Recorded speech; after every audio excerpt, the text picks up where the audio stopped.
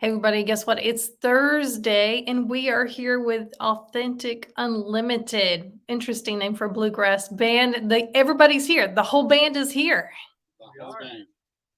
Hey, I want to talk to you guys. You guys are a relatively new band, but yet not new at all to bluegrass music or making music. Tell us about that.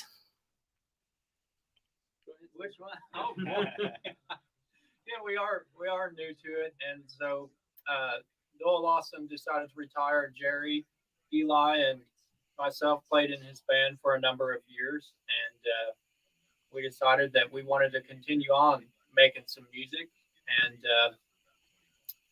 kind of come up with hopefully our own sound and our own material as well. And we wound up, I think, getting the best guys we could have possibly ever gotten, except for John. There's Jesse Brock over there. And, I'm just kidding. So Jesse Brock and John Metter here, and we've just had a ton of fun creating music and making albums, and currently working on 2 more right now. Wow. Tell me about this name you chose, Authentic Unlimited. Right. So none of us like that name, but it's what we could find. So we went through a lot of names. We did. We went through a lot of names, and right before Doyle retired, he said, "Why don't you do Authentic or something? Because you're wanting to be authentic." He said, "How about Authentic Unlimited? Because the amount of songs that Jerry has written are just numerous." And he said, "You have a lot of good singers."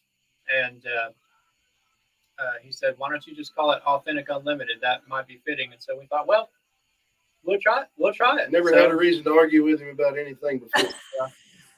Not going to start now, right? Right. Hey, tell me about, for people who maybe don't understand, but what makes bluegrass music a little bit different than other types of music or genres you might listen to?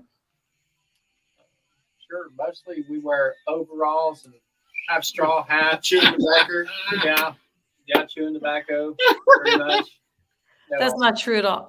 I'm not a good person to answer that question. Maybe somebody else. Go ahead, Jerry. Wear it out. Well, what makes bluegrass different than any other kind of music is the soul, that's and the stories that the songs tell, and they're closer to reality sometimes than not. And some cases, not a little too close. Yeah, and some of the older, the songs have to do with everyday life, and sometimes that's good, sometimes that's bad.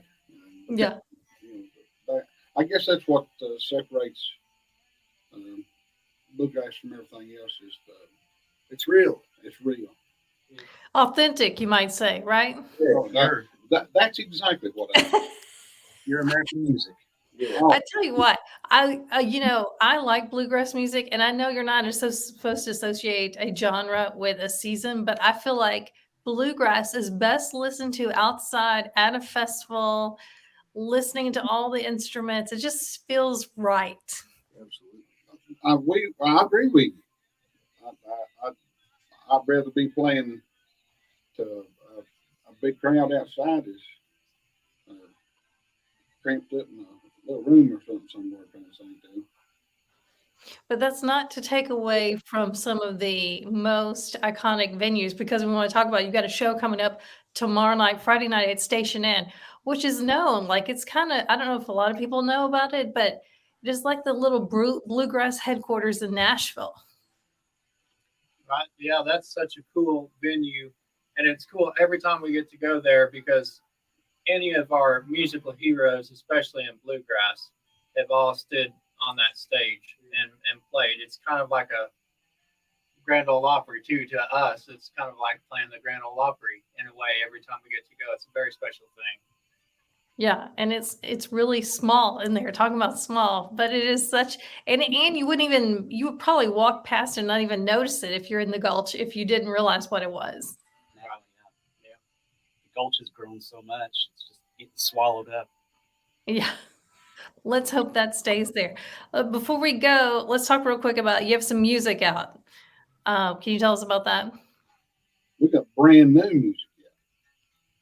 Fall in Tennessee was released last Friday. About a week ago. Yeah, last Friday, I think. And it was written by this young man. And he's going to tell you all about it. I can't wait. All right, Fall in Tennessee. Yeah, I wrote that with my good friend Bob Minner. He plays guitar with Tim McGraw. Fabulous guy, great songwriter. And we wrote that quite a few months back, and we recorded it in the studio. And we were like, we have got to get Jerry Douglas to play dobro on this. It was just so fitting. So we called him, and he agreed to it. And we had him on there. It just turned out phenomenal. So it's available now. People can go check that out. I listened to some of your other music. You had your self-titled project was a #2 album in bluegrass, which is pretty impressive for a band that's not been together. Although, as we said, you guys are all very well-versed musicians. It's not like this is your first time to release an album. Oh, no. When we released those last year, they debuted at 4 and 5. Yeah. On Billboard, and have since been back up toward the top, and we've managed to well, the people that are fans have managed to keep those songs in the charts for most of the year. My mom. Yeah, your My mom, girl. family. Eli's got a big family, and they're scattered all over the place. Yeah, so I helped you. I was listening to it a lot yesterday. I was just kept playing it. So I'll give you a few more. Well, thank you. Hey, it's been great to catch up with you guys. I think there's still maybe a few tickets tomorrow night, Station Inn, if you want to go see you guys in person. And then tell everybody where they can follow and get the latest updates for you guys. That would be all of the social media platforms: TikTok, Instagram, Facebook, and Twitter. Check us out. We've got new material on there just about every day, and we've got a schedule that gets put up there as well. And also go to www.AuthenticUnlimitedBand.com for a full AuthenticUnlimitedBand.com. All right, great. Hey, thanks again. We'll see you soon. Thank Thank you. you. for having us. Have a great day.